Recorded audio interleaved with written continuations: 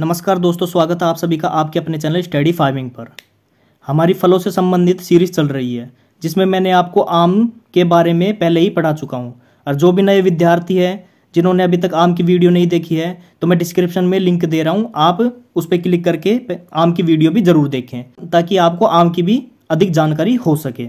और जो भी विद्यार्थी नए हैं वो चैनल को सब्सक्राइब जरूर करें और बेल आइकन को प्रेस जरूर दबाएं ताकि आने वाली फलों से संबंधित वीडियो है वो आप तक पहले पहुंच सके। तो चलिए तो आज के फल पर अपन चर्चा करते हैं। आज का जो अपना फल है वो है बनाना केला। केले की बात करें तो अधिकांश खाद्य केले की किस्म म्यूसा वंश के समूह यूम्यूसा के अंतर्गत आती है। और जो इस केले का जो वानस्पतिक नाम है वो है मूसा पेरेडिसी का। कुल की फैमिली की बात करें तो वो है मूसेसी यम, जिसे म्यूजेसी भी बोलते हैं। फल का प्रकार जिसके अंदर फल लगता है उसे हम सरस या बेरी के नाम से जानते हैं। आगे देखते हैं, जो खाने योग्य भाग है मध्य व अंत फल भित्ति है। केले का वह भाग जो हम खाते हैं वो मध्य का और अंदर का होता है जिसे हम मीजोकार्प या एंडोकार्प भी कहते हैं। उत्पत्ति स्थान की बात करें तो वो भारत है, क्योंकि केले की जो खेती है वो प्राचीन काल से ही भारत में की जाती है। आगे बात करते हैं गुणसूत्र संख्या। केले की जो गुणसूत्र संख्या है वो 2n = 3x = 33 है, जो ट्रिप्लोइड गुणसूत्र है। मूसा पेरिडिसिका की उत्पत्ति यूम्यूसा के अंतर्गत हुई है। यूम्यूसा की जो गुणसूत्र संख्या है वो 2n = 11 है। तो इसका जो 3 गुणा है वो मूसा पेरिडिसिका की गुणसूत्र संख्या है, इसलिए इसकी जो गुणसूत्र संख्या है वो ट्रिप्लोइड है। अब जानते हैं कि केले को और किन किन नामों से जाना जाता है। इसे Kalpataru, Adam's fig, apple of paradise के नाम से भी जानते हैं। आगे बात करते हैं, मुख्यतः उगाने वाला केला ट्रिप्लोइड यानी कि 3x जो बीज रहित होता है। और अगर जंगली केले की बात करें तो वह डिप्लोइड यानी कि द्विगुणित होता है, जिसकी गुणसूत्र संख्या 2n = 2x = 22 होती है। अब बात करते हैं, केले में वानस्पतिक पार्थेनोकार्पी पाई जाती है। अब ये पार्थेनोकार्पी क्या होती है? पार्थेनोकार्पी का मतलब होता है कि बिना निषेचन के बीज रहित फल बनाना पार्थेनोकार्पी कहलाता है। आगे बात करते हैं, केला औद्योगिक स्तर पर आटा, चॉकलेट, फिग, चिप्स इत्यादि तैयार किया जाता है। जो केले का उपयोग है आटा, चॉकलेट, फिग, चिप्स इत्यादि बनाने में किया जाता है। विश्व में भारत सबसे बड़ा केला उत्पादक राष्ट्र है। जो केले का उत्पादन है वो भारत में सबसे ज्यादा होता है।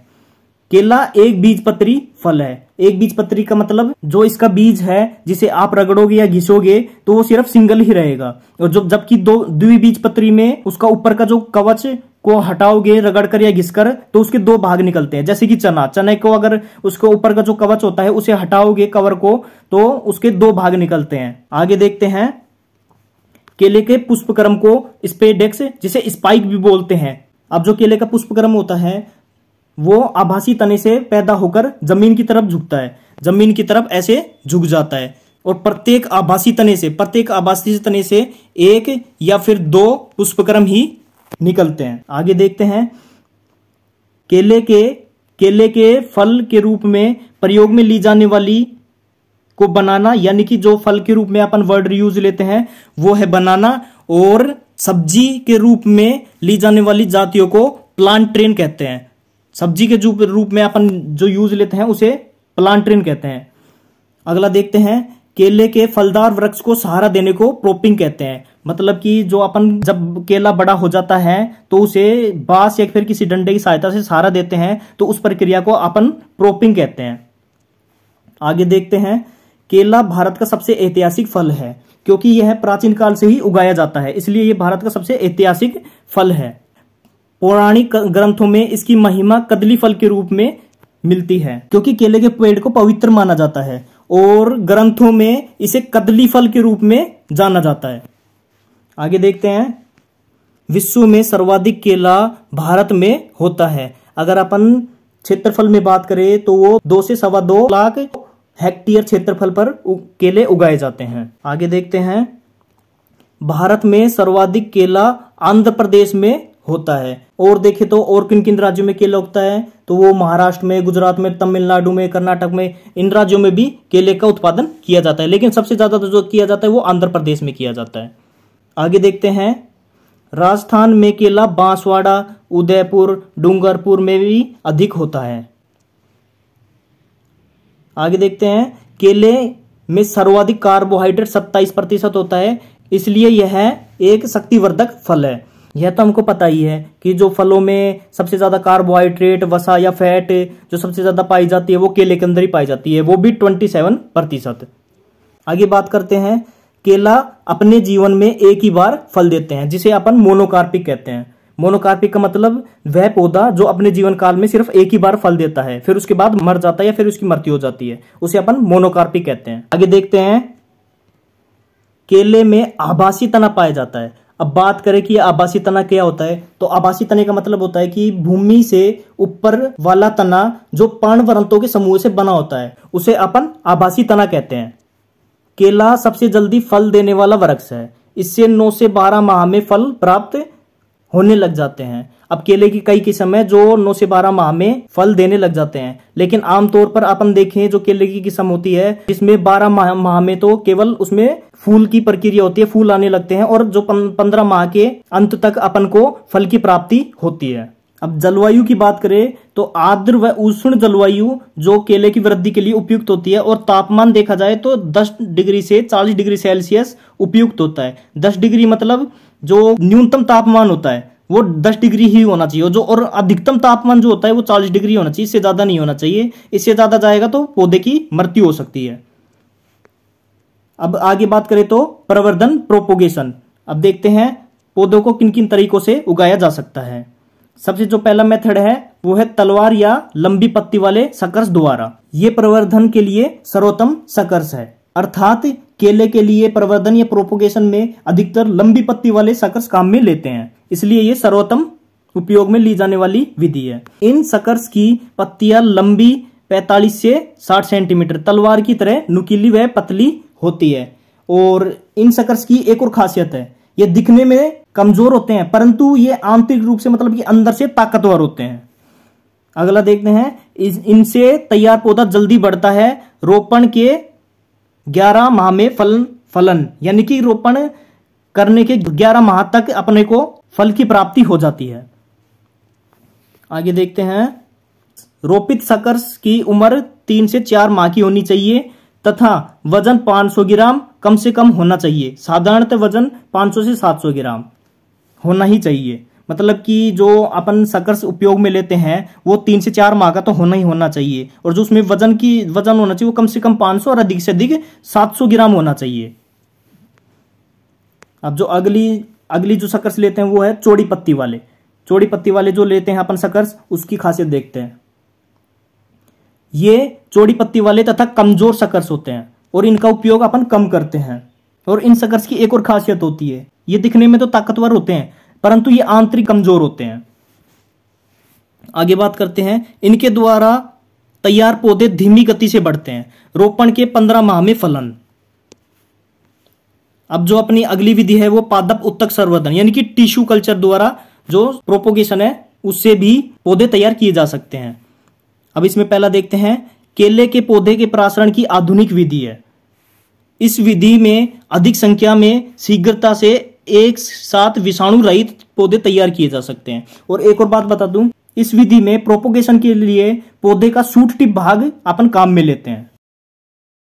अगला देखते हैं, केले की G9 किस्म का प्रवर्धन पादप उत्तक संवर्धन तकनीक से ही प्रमुखता से किया जा रहा है। जो ये G9 किस्म है इसका उपयोग अपन पादप उत्तक संवर्धन तकनीक से करते हैं। अब अपन बात करते हैं कुछ उन्नत किस्मों के बारे में कि केले की कौन कौन सी उन्नत किस्म है। पहली है बसराई डवार्फ।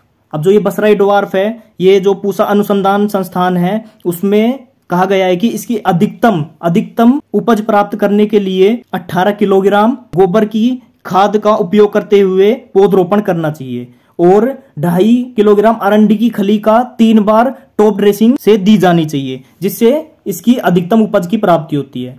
अगली है रोबोस्ट्रा और रसथली। इन दोनों किस्मों की एक और खास बात है, इन दोनों किस्मों की ये खास बात है कि इन्हें अधिक समय तक इन्हें स्टोर किया जा सकता है। मतलब कि इन्हें 13.5 डिग्री सेल्सियस तापमान पर हरी अवस्था में 3 से 4 महीने तक स्टोर किया जा सकता है। और भी इसकी जो किस्म है पूवन, होंडा, चंपा, मैंड्रान, हरी छाल, लाल केला, ये सारी शीत सहन करने वाली किस्में हैं। कम शीत सहन करने वाली किस्में, मतलब कि वो किस्म जो मतलब कि कम सर्दियों में ही उगाई जा सकती है, वो है बाला, विरूपक्षी, पूवन, लाल वेलची, रसथली। ये सारी किस्में कम शीत सहन करने वाली किस्में हैं। अब आगे हैं अधिक शीत सहन करने वाली किस्में, जो मतलब कि अधिक सर्दी होने पर भी उनकी बुआई यानी कि उनको उगाया जा सकता है। वो है बोकन, कसाडिया, मोन्थन, बोंथा, कांच केला। ये सारी अधिक शीत सहन करने वाली किस्में हैं। आगे देखते हैं कारपुरावल्ली। जो ये कारपुरावल्ली है, ये सबसे अधिक मिठास युक्त, जो यानी कि सबसे अधिक मीठी किस्म है केले की। कूनन नवजात शिशुओं के खाद्य उत्पाद बनाने के लिए उपयुक्त है। आगे है सब्जी के रूप में प्रयोग की जाने वाली जो किस्में हैं, वो है पूवन और नैंड्रान, और इनका उपयोग चिप्स बनाने के लिए भी किया जाता है। अब आगे है गड्ढे का आकार। जो गड्ढे का आकार है, जो लंबाई गुना चौड़ाई गुना ऊंचाई रखी जाती है, वो 15 to 15 to 50 सेंटीमीटर रखी जाती है। और जो आपसी दूरी है R/P है, पौधे से पौधे और कतार से कतार की दूरी जो रखी जाती है, वो 3 मीटर रखी जाती है। अब बात करते हैं उपज के बारे में। जो इसकी उपज है वो 1 हेक्टेयर में अपन को 30 से 50 टन की उपज हमको प्राप्त होती है। अगला जो पॉइंट है इसका, भारत में केले की तुड़ाई बुआई के 15 महीने बाद करते हैं, और जो इसकी जो बुआई है वो अपन अक्टूबर माह के शुरू में या फिर एंडिंग में कर सकते हैं। आगे जो इसका थर्ड पॉइंट है, केले पकाने के लिए बंद कमरे में धूम्र उपचार द्वारा पकाया जाता है। जो लकड़ी है, लकड़ी को जलाकर धुआं कर दिया जाता है, उससे अपन केले को पका सकते हैं, या फिर बर्फ से भी पकाया जा सकता है। अब इसकी बात करते हैं प्रमुख कीटों के बारे में। जो इसमें कौन कौन से कीट है। पहला पॉइंट जो इसका है, तना छेदक कीट, केला बीटल, ये इसके प्रमुख कीट हैं। अब सेकंड पॉइंट की बात करें तो केले में पौधे के तने के पास मिट्टी चढ़ाना, सहारा देना, फलों के गुच्छों को ढकना इत्यादि क्रियाएं भी की जाती हैं। अब अपन बात करें मिट्टी चढ़ाना, जो वर्षा ऋतु के बाद पौधों पर मिट्टी चढ़ाई जाती है। अगला है सहारा देना, जिसे हम प्रोपिंग कहते हैं, जो मैंने आपको ऊपर भी पढ़ाया था, जिसमें कि बांस या डंडे की सहायता से पौधों को सहायता दी जाती है, जिसे अपन सहारा देना या प्रोपिंग कहते हैं। अगला है फलों के गुच्छों को ढकना। अब फलों के गुच्छों को किस लिए ढका जाता है, यह भी जानना बहुत जरूरी है, क्योंकि जो फलों का गुच्छा है वो जमीन की तरफ झुक जाता है, और जो उसका झुकाव है वो पूर्व या दक्षिण की दिशा में होता है, जिससे सूर्य का ताप फलों पर सीधा पड़ता है, जिससे कि फल खराब होने की संभावना हो जाती है। इससे बचने के लिए पौधों की पत्तियों से फलों को ढक दिया जाता है, जिसे अपन शेडिंग भी कहते हैं। फलों के गुच्छों को ढकने की प्रक्रिया शेडिंग कहलाती है। अब जानते हैं केले में कौन कौन से रोग और व्याधियां लगती है।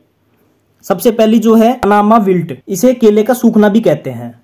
इसका जो कारक है वो फ्यूजेरियम ऑक्सीस्पोरियम है। इसमें जो पुरानी पत्तियां होती है वो किनारे से सूखकर पीली पड़ जाती है, और इसके नियंत्रण के लिए रोग ग्रसित पौधे को उखाड़कर जला दो, या फिर 1 kg सिरासेन वेट 300 लीटर